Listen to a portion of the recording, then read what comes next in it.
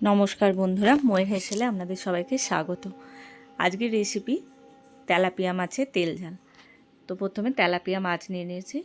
এবার মাছগুলোকে পরিষ্কার করে ধুয়ে নিয়েছি। এবার লবণ, হলুদ আর সর্ষের তেল মেখে মাছগুলোকে ভেজে নেব। মাছগুলো বড়, একটু সাইজে বড় ছিল, তাই কেটে নিয়েছি, নইলে ভাজতে অসুবিধে হয়। তেল ঝাল মশলা মাছের মধ্যে ঢোকে না, একটু কাঁচা কাঁচা লাগে, খেতে অত স্বাদ হয় না। ওই জন্য মাঝে একটু পিস করে নিয়েছি। যদি ছোট সাইজের হয় এরকম মাঝে কাটার কোনো প্রয়োজন নেই, তাহলে সুন্দর ভাজা হয়ে যাবে। এবার কড়াইয়ের মধ্যে সর্ষের তেল নিয়েছি। সর্ষের তেলটা গরম হয়ে গেলে মাছগুলোকে দিয়ে দেব গরম তেলের মধ্যে। এবার মাছগুলোকে ভেজে নেব। মাছগুলো যতক্ষণ ভাজা হচ্ছে ততক্ষণ একটা পেস্ট বানাবো। তো প্রথমে পোস্ত নেব, তারপর সর্ষে নেব, কালো সর্ষে নিয়েছি। এখানে কালো সর্ষে আর হলুদ সর্ষে দুটোই এক চামচ করে নেওয়া যেতে পারে।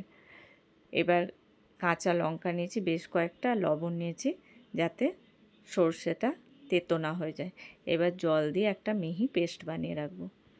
যতক্ষণ পেস্টটা বানিয়েছি ততক্ষণ মাছগুলো ভাজা হয়ে গেছে।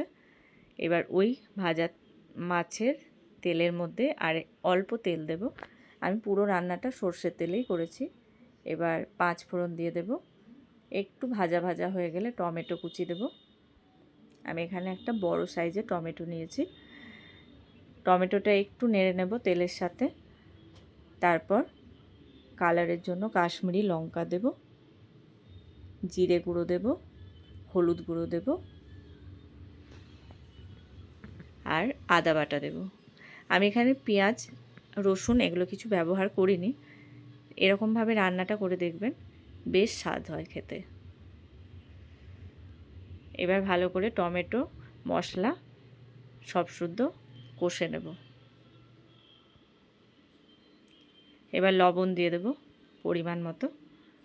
লবণ দিয়ে আবার একটু কষবো যাতে টমেটোগুলো একদম গলে যায়।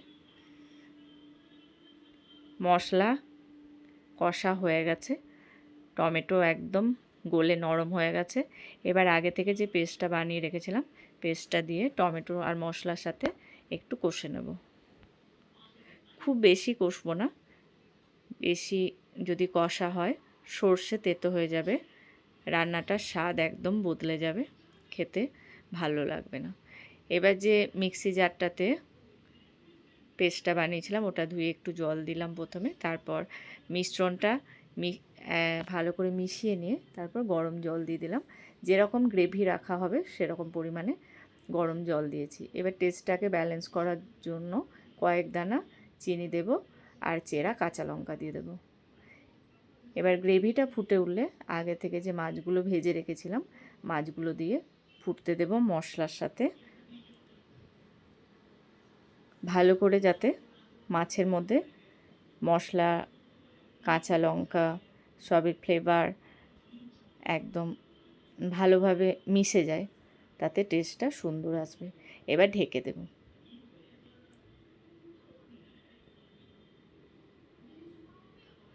তেলাপিয়া মাছের তেল ঝাল একদম তৈরি হয়ে গেছে। নামানোর আগে শুধু কাঁচা সর্ষের তেল দেব, তারপর ঢেকে দিয়ে গ্যাস বন্ধ করে দেব। এটাকে 10 মিনিট মতো রাখবো। দেখুন একদম তৈরি হয়ে গেছে।